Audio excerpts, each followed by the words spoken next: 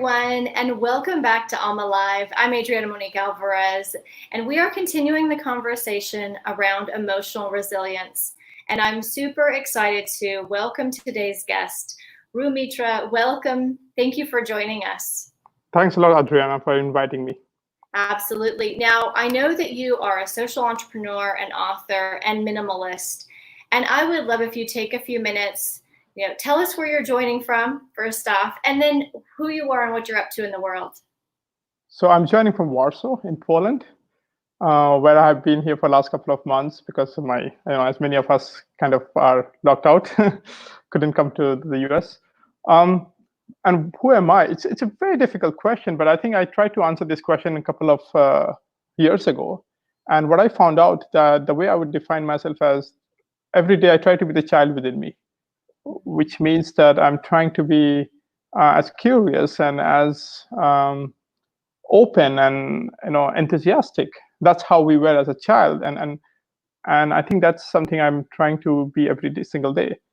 And it came to my mind because I was trying to find a home, and what have happened over the last couple of years, I traveled a lot, so I didn't have the concept of home. And I was trying to find home, and I found out that the home is in us. And the way to achieve that home every single day is try to find the child in us. So I think that's where I will define myself. I love that because, I've traveled full time with my kids since they were born. And many people would, write me, message me, and ask me, don't you feel that is unhealthy for your children? How will they have a sense of home? How will they have a sense of security? How will they have a sense of belonging? And I love what you said just now. It's not this external thing. It's not a structure. Absolutely. It's within, yeah. And if we try to build our home with an external structure, then any day it can just fall apart. And that's what happens, that when we lose someone or friends or environments just change, we're just lost. But if we build our home inside us, then we always have the home. And I think this is exactly true even during COVID times, because a lot of people are stuck inside home, and I think they're losing the sense of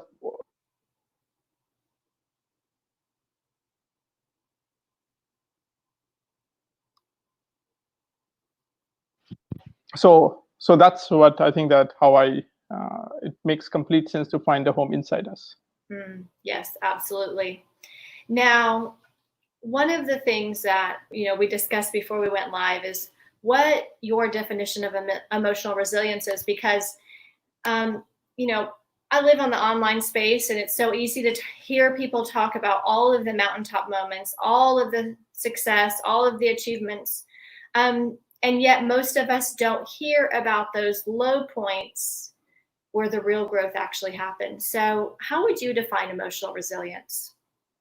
Well, I mean, the way I will define would be the standard way of definition is, how do you get back emotionally from your low points to your high points, right? Or go back, if you are facing the difficult days, how do you get back to being again normal? And which I think we as an entrepreneur face it quite often. I mean, it's a very normal thing to face.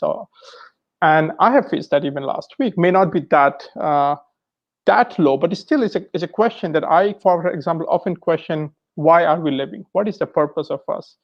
Does it has any meaning that what we are doing every single day? What is the purpose of all of this? So that is often my low points.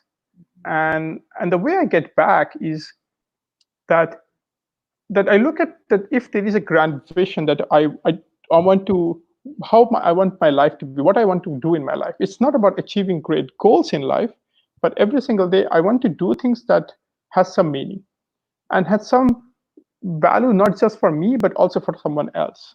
So if every day I'm able to do something, no matter how big or small it is, that is somehow affecting someone else, to me, that is meaningful. And that's the way I often get back my energy. And that connects to what I'm doing now, because I'm kind of now building a community of people coming together and solving social problems. And every single day, I'm able to talk to these people who get back to me and said, they learned something new, they're doing something new, they're doing something meaningful, it is helping them grow and solve some real problems in the world. And that's the way I kind of get back the energy. talking to these people who inspire me. And I think one thing I always say to people, that one thing I've learned in my life is we will be whom we surround ourselves with. And it's absolutely important for us to surround ourselves with people that inspire us. And that's the way to be resilient emotionally. We will have low days, but we will also have these people who could inspire us and say, okay, wow, that gives back the energy. Yes, I love that. And I also love how you said the word enthusiasm early on, because living a life with enthusiasm, with that energy, with that zest and that excitement, that is what, for me at least, makes life feel like it's worth living. Absolutely. And as you said, if you're surrounded by people who support that and also live that way, then you're going to have this buoyancy because you're around them, and it's contagious. Yeah. So is there a particular story or time in your life when you really begin to tap into what does it take to have that bounce back, and you had to walk it out for yourself? I mean, I don't think there was necessarily one particular day in my life that kind of happened. I think it's a continuous journey throughout last 15, 20 years. It has a lot of incidents that happened to me, both personally and professionally, and I had to constantly go through that journey. So I think, for example, 2 or 3 years ago, one of the things happened was just trying to find my home, because I was kind of lost. And I wrote this article, Journey to Find My Home. And the first line I start by saying, I was having this conversation with someone and I said, I'm lost. And he said, good for you. Mm-hmm. And I think these are those simple small moments and problems that not every day necessarily, but often that happened. That helped me to constantly search for the answers to those questions. And since I do a lot of meditation, and so it just comes naturally to think through those answers. So I love when you said I feel lost, or I'm trying to find this definition of home. For someone who feels kind of like I always have, that home was not the place I was born. It's not defined by the passport I carry. It's not defined by where my blood relatives reside. Could you share maybe some things that help you in that journey of going from loss to coming home to yourself? Yeah, so the way I was looking at the same way as we all start looking at our home is I thought, okay, maybe I can define my home as these external factors. Maybe I can find a place where, I have friends maybe, or I have these activities to do. But then I soon realized that this is so easy to lose them. It's so easy to people, environments, everything is so easy to lose. So the journey was basically over a period of time, looking internally while doing meditation and trying to understand that, am I creating a home which is dependent on other people? And if my emotions are dependent on external factors, then I will never find a peace within me. That's such an important point right there. The external factors, if external factors are required for me to feel a certain way, I'm in trouble, right? Yes, absolutely. Now, would you share a little bit about your meditation practice and what that looks like? Well, it looks like now just sitting in a room with a candle and just being present. So I don't even nowadays close my eyes. I just observe things. And actually now, after I feel I'm constantly being in the state of meditation, like 24/7, because state of meditation is not about closing your eyes, sitting in a posture. It's about being present constantly and just being aware of what is happening around you. And I feel that I'm every time like that. So I have no thoughts running into my mind. My mind is anyway empty. So that's I would say the practice of meditation for me as it looks now. Yes. But sometimes I do sit in the room and just completely dark, just sit alone, put a candle, and I love that. I can sit hours like that, hours, and I absolutely find it amazing. So let's talk about this ability to be still and to be with the stillness. What do you think this helps you with? What role do you think this plays in life? It finds a peace.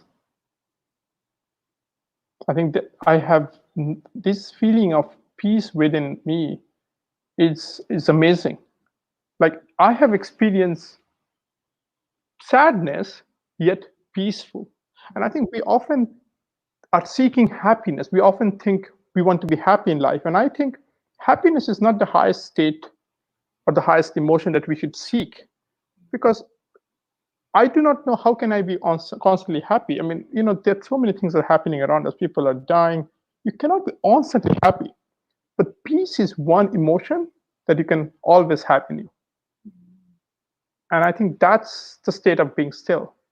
And people often they spend time when they talk to me, they have said to me that they feel the peace just by around me. So it's kind of not just what you feel, you can also pass it on to other people. And you don't have to do anything about it. It's not like you're consciously trying to send anything to anyone. It's just subconsciously people feel that stillness, that peace. And I think that's a great feeling. Absolutely. And I have found that as well, that there are other emotions that can be present that can flow in and out. But if you are at peace with yourself and at peace with what is, then it's okay. They can move through. They can visit. They can pass. They can show up. I love this. So tell us about the work you do. I know that you say you're a social entrepreneur. You're an author. How do you bring this message to the world? Will you tell us a little bit about what that looks like? So I started this startup a year ago, and the goal there was, or is basically, that there is a lot of problems around the world, and there is this new technology, AI, machine learning. Unfortunately, a lot of people associate AI and machine learning with autonomous cars and robots and taking over our jobs. But I think the biggest value of these technologies is to solve problems for the society, people who are at the bottom of the pyramid. So what we do is we work with different organizations in the world, like UNHCR, World Food Program, and get a community of people from all over the world, currently 80 countries, who come together, collaborate to solve these social problems using AI or machine learning. So what we are trying to do is, first of all, we're changing how work and education is normally done, because this is the way people are learning from each other while actually solving a real problem, no matter where they live. But at the same time, what we also our world is so much driven by competition. We're always competing with each other. And I'm saying that the best way to solve real problems in the world is to collaborate, not compete with each other. So we are building this place where people can come together, collaborate, and solve this kind of problems in the society. Until now, in the last 1 year since we started, over 1,000 people from 80 countries have collaborated to solve 18 such problems, like whether it's understanding relation between climate anomalies and conflicts in Somalia, or forest fire in Brazil, or trying to fight sexual harassment in India, or even gang violence in Chicago. So there are different kinds of problems that we take, and we try to solve that. Wow, incredible. I put the link up to your LinkedIn so that people can connect with you there. I have to say, it's beautiful work that you do, and what a visionary it takes to be able to even set out to do something like this. I want to leave everyone with this quote that you had shared and reminded me of. The best and most beautiful things in the world cannot be seen or even heard, but must be felt with the heart. Tell us a little bit about what this means to you. Well, it basically comes from the point of that I would say the most beautiful and the best thing is the peace, right? So it's exactly what we were talking before. You feel that. It's not that you can see that. There's nothing. It's not tangible to see. It's not that you can hear it. It's like what I was saying, that sometimes people say there's just, if you have the peace, other people can feel that peace. That's through your heart you feel it. And the other side of this is also, like, I think that one of the things that I personally very much focus is intuition. And I believe that intuition is the highest level of intelligence. And that is also something we feel it from our heart. It's not something that, we cannot logically think or try to understand. So that also kind of connects it. I think the best things that are is something that we feel inside. And I always think that I call this, and that our body, when I say our body, is never lies. It's kind of have power that is beyond our brain has. So I think those are the most beautiful things that I think are, and those things we have to feel it. It's like you meet someone and you have certain feeling about the person. You say, oh, you like the person. You don't like the person, but you don't understand why. And that's saying that is the truth. So it's kind of encapsulates all those kind of things that I was saying, that it's kind of what we feel is the most beautiful thing. I love this. I love when you said intuition is the highest form of intelligence. Absolutely. And what a beautiful time to tap into our intuition, isn't it? Absolutely. It's always, if I look at my life, and I have done a lot of decisions in my life which makes no sense at that time. It made no sense, absolutely not. But when I look back, everything makes sense now. And I had written this, I think, a couple of years ago, and I wrote like this, that if God would have come to me and asked me to plan my next 1 year perfectly, I couldn't have made it as good as it turned out to be. What it means is that our logical brain has certain limitations, and we need to understand that. And we shouldn't try to analyze things too much, or we shouldn't try to control things too much, because we are not capable. But our intuition can give us a sense, this is what we should do. There's something out there. I do not know what, but let's just go ahead with that. And that will take us to a beautiful journey. And this is something also we were talking before the whole thing started, is I stress a lot on this concept called effortless living.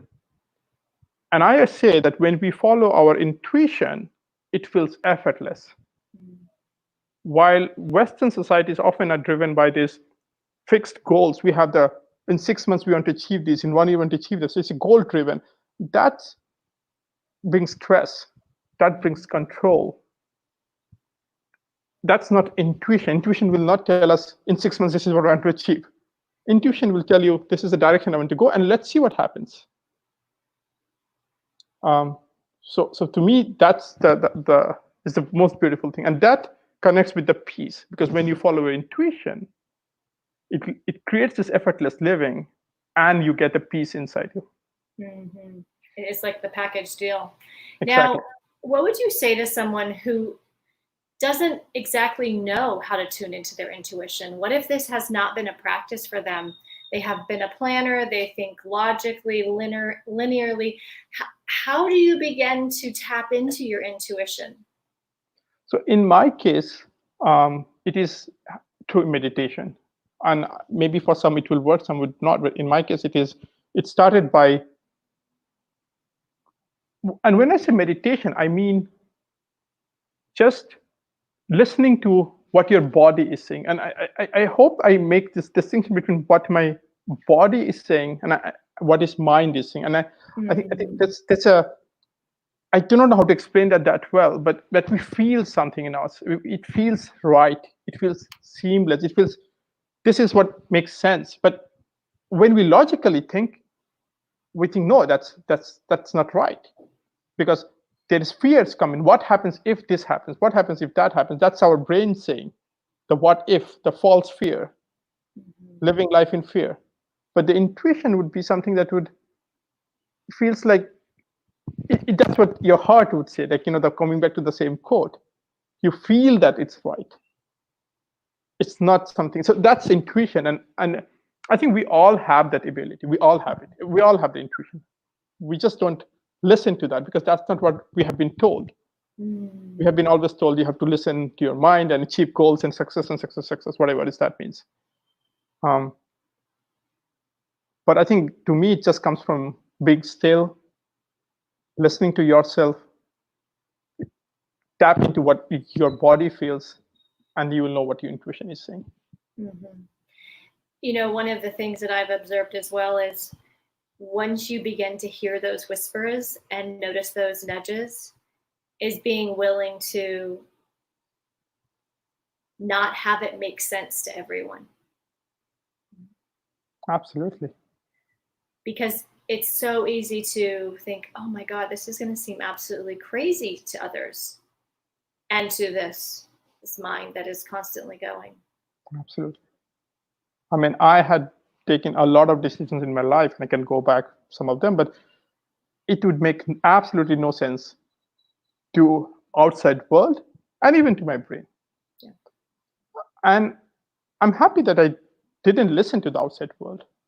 But I think that a lot of us are too afraid in a way, perhaps, there are too many fears that we don't listen to our intuition. I think we all know what our intuition says. I do think that. I think the difference is some people are able to get over the fear, because following intuition is not easy. It requires a certain level of courage and trust. Like Steve Jobs said, that you can only connect the dots looking backward. You can never connect dots looking forward. And you have to believe in something out there, whether you call it a God or a universe or whatever you call it. And that's what it is. In following intuition requires you having a belief that somehow everything will be okay, even if it doesn't make sense now. And that's the key to following the intuition. So very true. That courage, that faith, that trust. I would love if you could share with our viewers one thing that they can do right now. Maybe, the combination of what's going on and the overload of information has kicked them into overgear with fear and, the mind, the chatter, the noise, right? So what's a good first step? What's a good first step?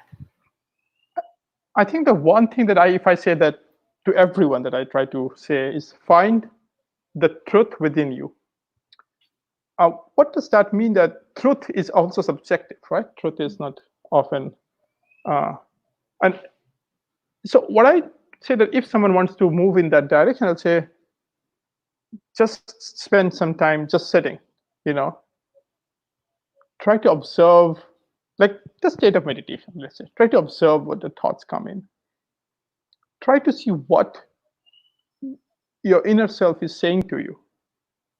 Of course, the first months maybe would be mostly this kind of, I will say the word junk, but kind of thoughts like, I have to eat this, I have to eat that, the kind of the immediate needs. But then once you get over that, kind of those type of thoughts will go away. Then your deeper thoughts will come out. Your aspirations, your feelings, your fears.